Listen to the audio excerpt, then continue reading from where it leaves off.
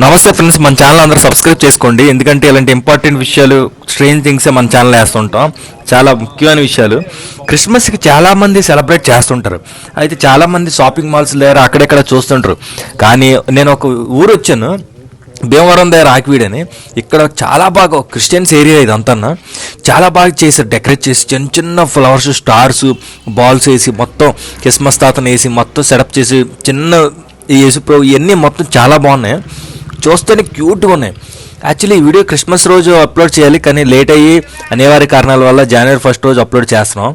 చూడండి ఎంత క్యూట్గా ఉన్నాయో, ఎంత బాగా డెకరేట్ చేసి ఇక్కడ సెలబ్రేషన్స్ అంత బాగా చేసుకున్నారు.